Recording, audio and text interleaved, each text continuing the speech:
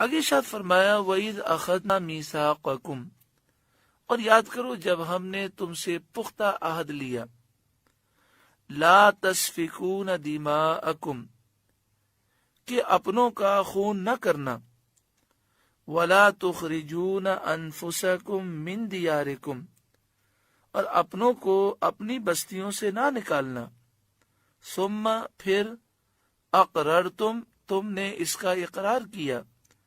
وانتم تشہدون، اور تم گواہ ہو۔ اللہ تبارک و تعالی نے بنی اسرائیل سے یہ عہد لیا تھا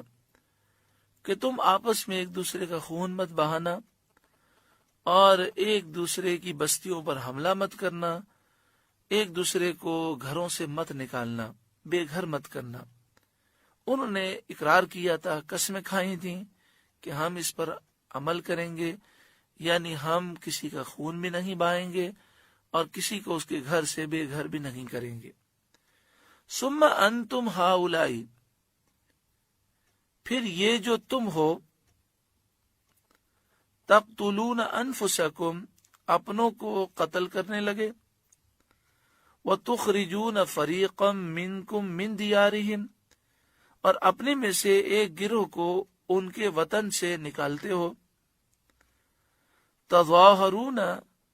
علیہم بالاسم والعدوان، ان پر مدد دیتے ہو ان کے مخالف کو گناہ اور زیادتی میں۔ بالاسم، اسم مانے گناہ، عدوان مانے زیادتی، ظلم۔ یہاں پر واقعہ یہ تھا کہ مدینہ منورہ میں دو قبیلے تھے، اوس اور خزرج۔ تقریباً 120 سال گزر گئے، ان کی آپس میں لڑائیاں تھیں زمانہ جاہلیت میں۔ تو زمانہ جاہلیت میں 120 سال حضور کی آمد مدینہ منورہ میں ہوئی، اس سے پہلے 120 سال سے ان کی جنگیں تھی۔ پھر مسئلہ یہ تھا کہ وہاں پر یہودی قبیلے بھی تھے، تو ایک قبیلہ تھا بنو قریظہ، اس کی دوستی تھی اوس سے، اور ان کا معاہدہ تھا اوس سے۔ اور دوسرا قبیلہ تھا بنو ندیر، اس کا معاہدہ تھا خزرج سے۔ اب اگر اوس اور خزرج کی لڑائی ہوتی تو معاہدے کی وجہ سے اوس کے ساتھ کھڑے ہو جاتے تھے بنو قریظہ والے، اور خزرج کے ساتھ کھڑے ہوتے بنو ندیر۔ جنگ ہو رہی ہے اوس اور خزرج کی، لیکن آپس میں یہ دونوں بھی کھڑے ہو جاتے اور ایک دوسرے کو قتل بھی کرتے، بستیوں پر حملہ بھی کرتے، اور لوگوں کو بے گھر بھی کرتے تھے۔ جب ان سے کہا جاتا کہ تم یہ کیوں کر رہے ہو، تو وہ کہتے کہ ہم نے ان سے معاہدہ کیا ہوا ہے کہ اگر کوئی اوس پہ حملہ کرے گا تو ہم اوس کا ساتھ دیں گے۔ بنو ندیر کہتے کہ ہم نے خزرج سے معاہدہ کیا ہے کہ کوئی خزرج پہ حملہ کرے گا تو ہم اس کا ساتھ دیں گے۔ تو فرمایا تظاہرون علیہم بالاسم والعدوان، گناہ کا معاہدہ تو نہیں ہو سکتا،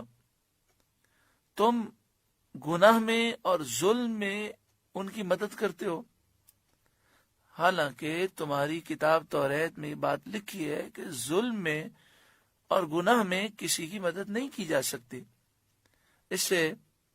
ہمارے لیے بھی عبرت ہے